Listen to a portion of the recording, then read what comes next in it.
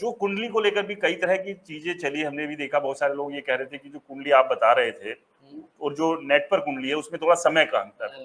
तो एक बार फिर से, क्योंकि बहुत सारे नए दर्शक भी हमारे साथ जुड़े, उन्हें भी एक क्लैरिटी आए।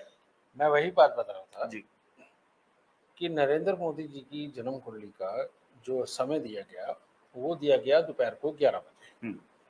अगर वो 11 बजे की कुंडली मैं बनाता हूँ, जो कुंडली मैं बनाता हूँ, मैं पहले डिफरेंस बता दूं कि आम पूरे हिंदुस्तान में जो 24 घंटे के अंदर कुंडलियाँ बनाई जाती हैं, उसमें 12 कुंडलियाँ बनाई जाती हैं, और जो मैं कुंडली बनाता हूँ वो 24 घंटे के अंदर 245 कुंडलियाँ बनाई जाती हैं।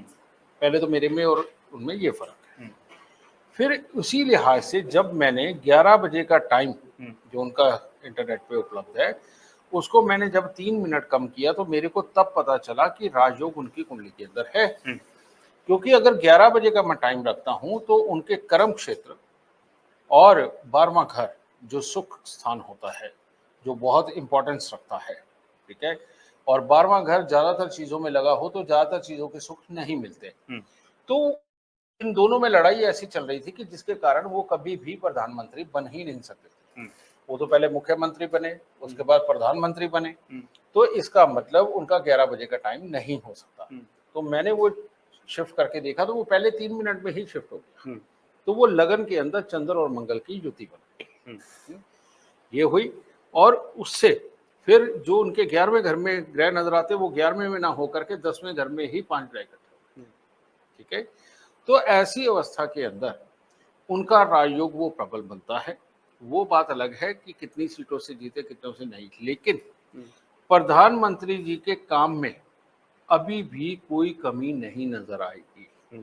अब वो मेरे को आज जैसे पता चला कि नहीं कुछ कम सीटें रही या क्या रहा, लेकिन मेरे को उससे फर्क नहीं पड़ता। मेरे को तो सिर्फ इस प्रेडिक्शन से मतलब है कि हाँ, ये प्रधानमंत्री बनेंगे या नहीं बनेंगे, ये प्रधानमंत्री बन के अच्छा काम कर पाएंगे या नहीं कर पाएंगे, ठीक है। वो उनको मैं वैसे ही देख रहा हूँ, वो अच्छा काम करेंगे और प्रधानमंत्री बनेंगे। यानी कि आप ये कह रहे हैं कि जो नंबर कम हुए, क्योंकि ये नंबर कम होने से अक्सर होता है ना, क्योंकि अब जोड़ तोड़ वाली सरकार हो गई है कि गठबंधन की सरकार आप बना रहे हैं, तो जिस इंडिविजुअल जो फैसले ले पा रहे थे जो दो उसमें कार्यकाल के दौरान, तो वो तो कहीं ना कहीं प्रभावित होंगे। ऐसा कुछ है कुंडली में या नहीं? अगर मेरे को वो प्रभावित होते हुए नजर आते तो आज मैं राज वो भी बात जरूर बोलता, ठीक है।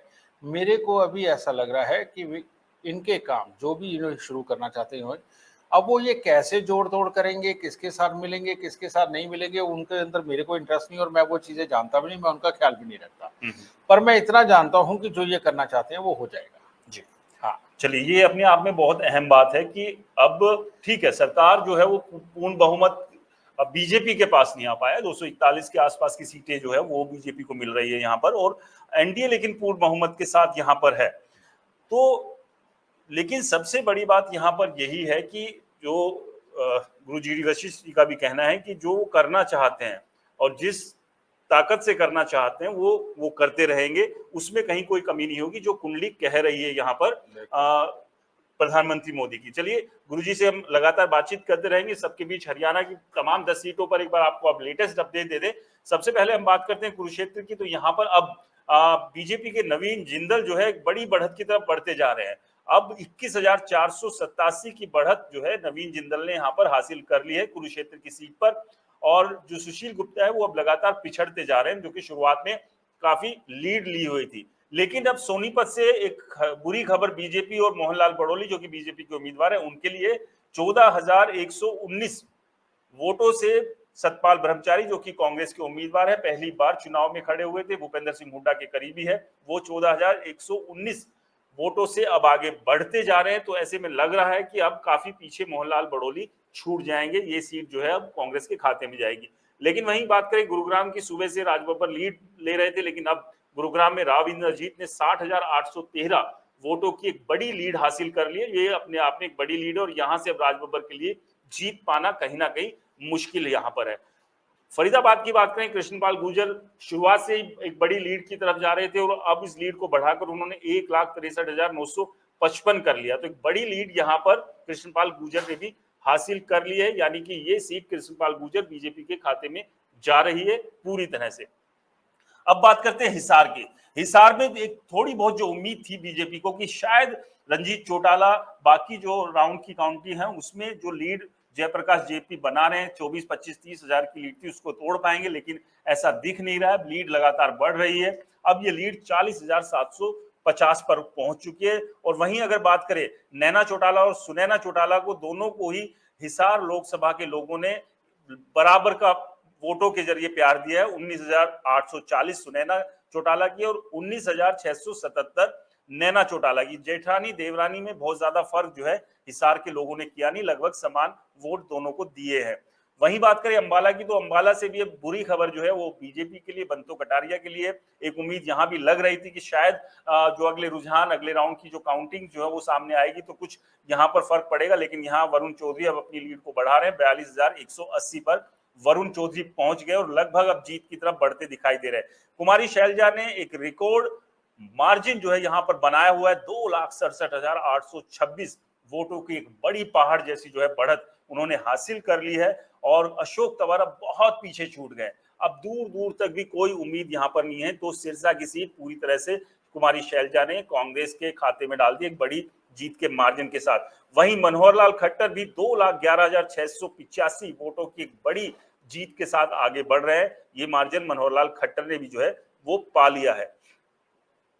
दिव्यांशु बुद्धि राजा कहीं भी दूर दूर तक नजर नहीं आ रहे। तो वहीं बात करें रोहतक की, 2,90,363 यानी कि 3 लाख की तरफ बढ़ रहे हैं दीपेंद्र हुड्डा रोहतक से। एक बड़ी जीत यहां पर दीपेंद्र हुड्डा भी हासिल करते हुए दिखाई दे रहे हैं। पिछली बार मात्र 7500 वोटों से हार गए थे, लेकिन इस बार एक उस हार का बड़ा बदला यहां पर लिया है। इसके अलावा बात करें महेंद्रगढ़ भिवानी की, तो 39,470 वोटों से आगे चल रहे हैं धर्मवीर सिंह, बीजेपी के उम्मीदवार है। और अब दान सिंह को धीरे धीरे वो पीछे छोड़ते जा रहे हैं। तो यहां पर जो स्थिति है फिलहाल हरियाणा में ये बन रही है, और हरियाणा में अब 5-5 पर बीजेपी और कांग्रेस आ गई है। ये लगभग तय हो गया। अब सिर्फ ये जानना होगा कि कौन कितने सीट से यहाँ पर जीत हासिल करता है। अभी क्या लगता है कि प्रधानमंत्री नरेंद्र मोदी की जो कुंडली आपने देखी, राहुल गांधी की जो कुंडली देखी, अब देखिए यहाँ ये बात भी करना बेहद जरूरी है कि अब 100 से ज्यादा कांग्रेस ने भी सीटें हासिल की है। क्या लग रहा है कि कुछ मुश्किलें अब आगे राजनीतिक कैरियर में रहने वाली है, या सारी चीजें वैसी चलेगी, या फिर जो 75 साल की उम्र की जो बात थी, जो कि खुद ही नियम बनाया था प्रधानमंत्री ने, बीजेपी ने, तो क्या अब जब 2 साल बाद 2026 में शायद 75 साल के हो जाएंगे, तो ये कम जो नंबर आया है उससे क्या ऐसा होगा कि वो प्रधानमंत्री बने रहेंगे, या फिर कोई और चेहरा देखने को मिल सकता है? 75 साल की उम्र तक का जो है वो उनका अपना पर्सनल एजेंडा है। मैं इतना जानता हूँ कि इस वक्त जो मंगल की महादशा शुरू हुई 2021 में इनके ऊपर, मोदी जी के ऊपर, वो उनको सपोर्ट कर रही है। 2027-28 तक वो उनको सपोर्ट कर रही है, ठीक है। तो 2027-28 तक वो काफ़ी अच्छे सक्रिय रहेंगे, ठीक है। हाँ, इसमें मैं ये कह सकता हूँ कि 2027-28 तक वो अपने दमखम से, पूरे दमखम से अपना पूरा कार्य करेंगे, ठीक है। उसके अंदर मेरे को कोई बहुत बड़ी बाधाएं, अभी मैंने वर्षफल नहीं देखा है, बहुत बड़ी बाधाएं मेरे को जन्म कुंडली में नहीं नजर आई। अगर आप कहेंगे तो अगली एक मीटिंग के अंदर मैं आपको ये भी बता सकता हूँ कि कौन से वर्ष के अंदर वो क्या क्या करेंगे जी, ये तो अपने आप और में कौन से महीने के अंदर किस किस तरह के सिचुएशन रहेगी। क्योंकि लाल किताब इसमें सक्षम है कि वो पूरी महादशा का एनालाइज करती है। वर्षफल एक बहुत अहम चीज है लाल किताब में, फिर मंथ फल वो भी अहम चीज है, और फिर वीक फल यानी कि 1 हफ्ते तक की प्रेडिक्शन निकाली जा सकती है किसी भी इंसान के बारे में कि वो क्या कर सकता है। हाँ। जी, चलिए आपको वीडियो भी दिखाते हैं जो हमने इस चुनाव के दौरान प्रधानमंत्री मोदी की कुंडली को लेकर बनाया था, जिसमें एक एक बात जो है गुरुजी वशिष्ठ जी ने बताई थी, और वो अब पूरी तरह से सही और सटीक साबित हुई है। कुंडली के अनुसार अगर हम देखें, ठीक है, तो 1985 से इनकी शुक्र की दशा लगी, वहां से लगातार जीवन के अंदर आगे बढ़ना, क्योंकि 10वें घर से बढ़िया तो कोई घर ही नहीं है शुक्र के लिए। और एक योग है जन्म कुंडली के अंदर, लाल किताब के अंदर जो बताया जाता है कि शुक्र 10वें घर में हो और चंद्रमा पहले, दूसरे, चौथे या 7वें घर में हो, आदमी को दुनिया की सबसे टॉप क्लास लग्जरीज का सुख मिलता है। ये योग है। तो शुक्र की दशा आते ही वो योग शुरू हो गया। अब उसके बाद 1985 से ये शुरू हुआ। मुझे नहीं पता नरेंद्र मोदी जी, मैं जब से वो प्रधानमंत्री बने उससे तब से जानता हूँ, उससे पहले क्या क्या हुआ मेरे को नहीं पता, क्योंकि मेरा नहीं इंटरेस्ट है राजनीति। अब ऐसी अवस्था में मेरे को इतना पता कि वहां से ये उठने शुरू हुए और वहां से 20 साल इनके पास थे, जो ठीक 2005 तक रहे। ठीक है जी। 2005 के बाद इनके ऊपर आई सूर्य की दशा। सूर्य की दशा के अंदर 10वें घर में सूर्य हो और बृहस्पति की दृष्टि हो, आदमी राजा से कम नहीं, तो वो बना। अब उसके बाद फिर आई चंद्रमा की दशा, जो 2011 से लेके 2021 तक, तो ये और सुपर थी। उसका कारण चौथे घर में बृहस्पति और पहले लगन के अंदर चंद्रमा, इससे सुपर योग तो लाल किताब के अंदर कोई और बोलते ही नहीं। कि जो खजानों का भंडारी और अपनी अकल से सब कुछ कर जाने वाला, कारण क्या, लगन में चंद्रमा, 11वें घर में और 30वें घर में कोई ग्रह नहीं, तो कोई भी इनको डिस्टर्ब करने वाला तो था ही नहीं कोई ग्रह। मैं ग्रह की बात कर रहा हूं। तो ऐसी अवस्था में 2021 तक का जो मन चाहा वही किया, जो मन चाहा वही किया, वो सब चला। अब महादशा आ गई मंगल की 2021 से लेके 2028 तक। अब 2028 तक फिर वही मंगल लगन के अंदर भी बैठे। अगर चंद्रमा को मंगल की सपोर्ट मिली और उन्होंने इतनी जबरदस्त विल पावर के साथ काम किया, तो क्या मंगल के समय चंद्रमा सपोर्ट करके उनको अच्छी बुद्धि और विल पावर नहीं देगा? क्योंकि दोनों तो लगन में है। तो ऐसी अवस्था में 2028 तक दुनिया की कोई भी ताकत नरेंद्र मोदी जी को हिला नहीं सकती। ठीक है। अब इन्होंने बेशक खुद असूल बनाया 75 साल की उम्र तक कि उसके बाद कोई प्रधानमंत्री नहीं रहेगा या कुछ भी, पर मैं आप सबको ये यकीन दिला देता हूं कि 2028 तक नरेंद्र मोदी ही रहेंगे। तो ये वो वीडियो है जो कुछ रोज पहले हमने शूट किया था, प्रधानमंत्री नरेंद्र मोदी की जन्म कुंडली का डिटेल एक प्रोडिक्शन जो है वो की थी, और एक एक जो बात जो कही है वो जितनी कही वो पूरी तरह से सच साबित हुई। और जो अभी भविष्य में है कि 2028 तक जो अगले चुनाव आने, तब तक प्रधानमंत्री नरेंद्र मोदी रहेंगे प्रधानमंत्री। और ये भी एक बड़ी प्रोडिक्शन यहाँ पर आपने की गुरुजी, जो कि हमने अभी वीडियो भी दिखाया, जो कि ऑलरेडी हमारे चैनल पर है। ये अभी आज का या कल का वीडियो नहीं है, ये पुराना वीडियो है करीब। तुमने जिसके ऊपर 400 पार लिखा था वही वाली वीडियो है। जी जी बिल्कुल। असल में कुछ लोगों को लगता है कि 400 पार की बात थी, दरअसल इसको ना क्लिक बैट कहते हैं डिजिटल में, कि आप कुछ इस तरह के टाइटल हम बनाते हैं, बहुत सारे लोगों से भी जो हमने सीखा, क्योंकि डिजिटल पे गए, वैसे आप सिंपल सी बात कोई लिख दो तो कोई जाता नहीं है वीडियो देखने के लिए, तो वो इसीलिए 400 पार लिखा कि बीजेपी का नारा था। लेकिन आपको मैं बता दूं, कहीं भी गुरु जी वशिष्ठ जी ने इस बात का कोई जिक्र नहीं किया कि 400 पार आ रही है बीजेपी की, या 300 आ रही है, या 200 आ रही है, या जितनी भी आ रही है। कहीं भी सीटों की गिनती के बारे में एक भी कहीं कोई बात नहीं जिक्र की है। आप एक एक वीडियो जाके कह सकते हैं। थंब पर जो जानकारी दी जाती है वो थोड़ा सा इंटरेस्ट, क्यूरियोसिटी क्रिएट करने के लिए होती है। जैसे आप फिल्मों के पोस्टर भी देखते हैं तो उसमें भी बहुत सारी चीजें वो करके किया जाता है, वो इसलिए किया जाता है। तो कहीं भी कोई भी ऐसी प्रोडिक्शन नहीं की गई थी कि 400 पार ही आएंगे, ऐसा कोई दावा गुरु जी वशिष्ठ जी की तरफ से किया ही नहीं गया था। वो एक थंब पर थी, वो बीजेपी का एक नारा था, तो उसको रिलेट करके वो थंब बनाए जाते हैं, जो कि क्लिक बैट होते हैं कि आप जाकर एक बार उसको देखेंगे, पूरा सुनेंगे। और जिन जिन लोगों ने पूरा सुना उनको पता है कि गुरुजी ने कहीं भी 400 पार की बात कही ही नहीं थी। तो कहीं कुछ गलत होने वाली गुंजाइश तो बचती ही नहीं है जब 400 पार का नारा दिया ही नहीं गया। अभी सिनेरियो क्या लग रहा है, राजनीतिक सिनेरियो? आपने मोदी की, राहुल गांधी की, केजरीवाल की, सबकी कुंडली देखी थी, तो क्या लग रहा है राजनीतिक, क्योंकि केजरीवाल के बारे में भी बात कर लेना जरूरी है कि क्या लग रहा है अभी जो जेल का योग है, आप भी बता रहे थे कि लंबा जाएगा, वो सारी चीजें होंगी। मेरे को याद है जो मैंने केजरीवाल जी के लिए बारे में बोला कि उनकी कुंडली के अंदर अभी 16 अगस्त से ज्यादा खराब योग शुरू होगा। वो अभी एज इट इज वो सीन चलेगा, 2026 तक है, अगस्त तक के वो उनका वो है। रही बात, आप मोदी जी के बारे में भी शायद जानना चाहेंगे। मैं आपको एक बार बताता हूं कि एक जो शख्सियत बन जाती है ना, उसका प्रभाव अच्छा हो तो वो खाली नहीं होता, और बुरा हो तो वो उठता है। ये राजनीतिक सीन क्या बन रहा है ये तो मेरे को नहीं पता, पर मैं इतना जानता हूँ कि मोदी जी के अंदर कला है अपने काम को करवा लेने की। वो अब भी आपको अपने सारे काम अपनी मर्जी के काम करवाते हुए मैं दिखाता हूँ, क्योंकि उनके अंदर वो गट्स हैं और कुदरत उनको सपोर्ट कर रही है। कारण ये कुदरत कौन है? उनकी कुंडली के अंदर बैठे हुए ग्रह कुदरत है, तो वो अभी सपोर्ट कर रहे हैं। तो इसी वजह से मोदी जी अपने सारे कामों को पूरी तरह अंजाम देंगे। यानी कि कहीं कोई किंतु परंतु की गुंजाइश नहीं, जिस तरह से पहले भी करते रहे उसी तरह से एक बार फिर से मोदी जी जो है वो चीजें करते यहाँ पर दिखाई देंगे। तो ये अपने आप में अहम हो जाता है। तो ये अपने आप में अहम हो जाता है। और अगर आपके कोई भी सवाल है गुरु जी डी वशिष्ठ जी से, तो आप अपने सवाल पूछ सकते हैं कमेंट बॉक्स में। हम अगर आपके सवाल सही हैं हम उनको लेंगे, पूछेंगे जी डी वशिष्ठ जी से और उनके जवाब देने की कोशिश भी करेंगे।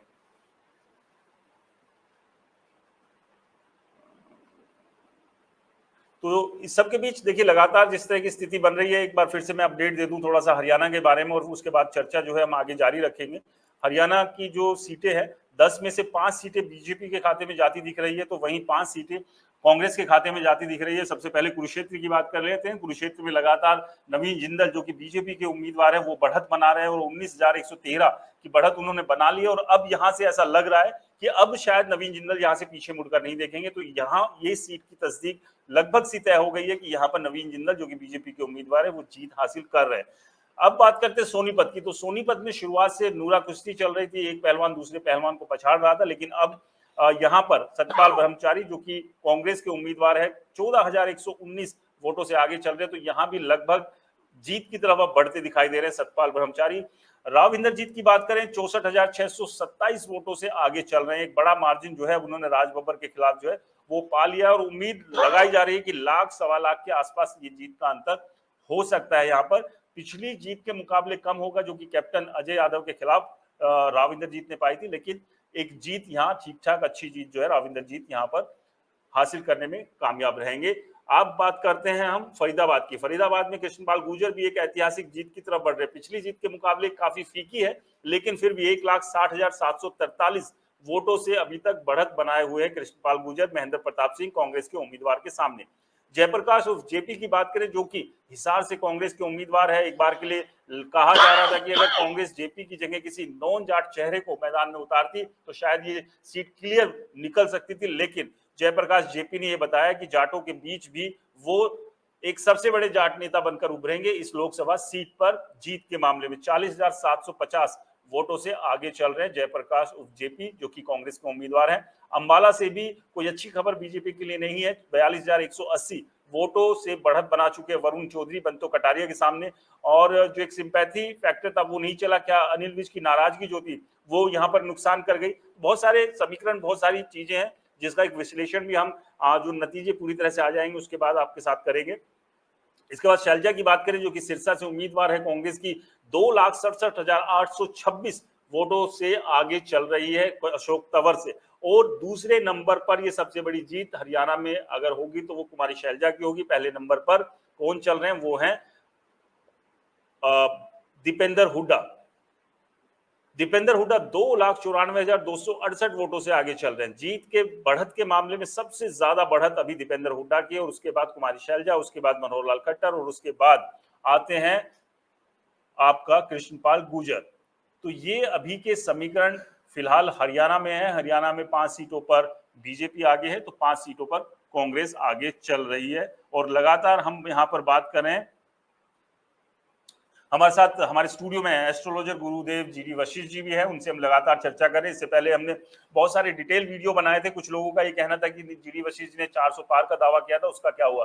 तो मैं आपको बता दूं, जी डी वशिष्ठ जी के एक आप वीडियो देखिए, सारे चैनल पर है। उसमें जी डी वशिष्ठ जी ने कहीं भी वीडियो में 400 पार का बात नहीं की।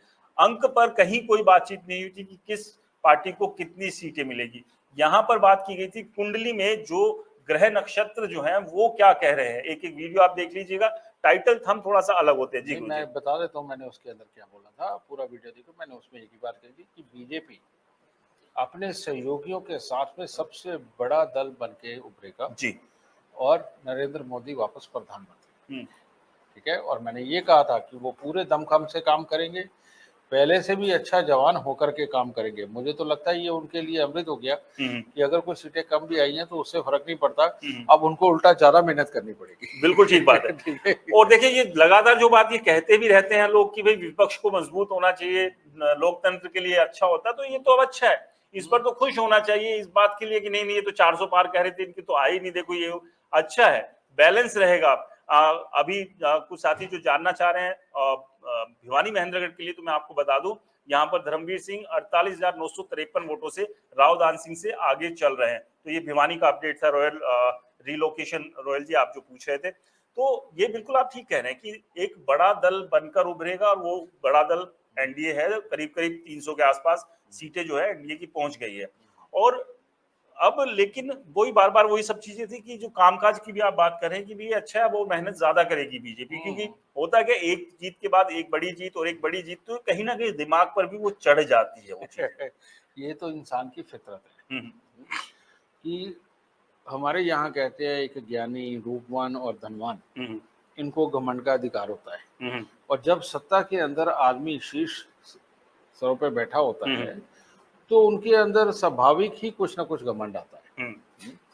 लेकिन ये भी बात सत्य है, घमंड कभी भी कहाँ भी और कैसा भी हो वो एक दिन टूटता है। ठीक है जी, घमंड तो रावण का नहीं चला, ठीक है, और अगर घमंड हम अपने अवतारों का भी करें तो उनको भी कभी ना कभी जिंदगी के अंदर बहुत बड़ी बड़ी समस्याओं का सामना करना पड़ा कि वो अवतार भी रहे लेकिन उसके बावजूद समस्याएं उन्होंने भोगी। ठीक है, यही कारण है कि हमारे यहाँ के अवतारों में ये दिखाया ही नहीं जाता कि उन्होंने कभी घमंड में कोई काम किया, दिखाया क्या नहीं जाता, उन्होंने किया ही नहीं। ठीक है, इंसान होने के नाते हम बहुत सारे काम ऐसे कर देते हैं कि जिसमें हम बहुत सक्सेस पा जाते हैं, वहां जाके कुछ ना कुछ घमंड आता है और एक बार फिर वो दौर आता है जब इंसान नीचे आता है। बिल्कुल ठीक बात कह रहे हैं कि आप जब ऊंचाइयों पर जा रहे हैं, अगर उन ऊंचाइयों पर चलते चलते अगर आप अपने साथ घमंड की पोटली बांध कर भी जा रहे हैं, तो आप समझिए एक टाइम पर थका देगा वो आपको, आपका घमंड, और आपको उतनी तेजी से नीचे भी लाकर गिरा देगा। तो इसलिए घमंड को हमेशा जब ऊपर जा रहे हो नीचे ही छोड़ देना चाहिए, उसको साथ लेकर जाने की जरूरत नहीं है। अच्छाई, सच्चाई, अच्छी नीयत, ये सारी चीजें साथ लेकर जानी चाहिए।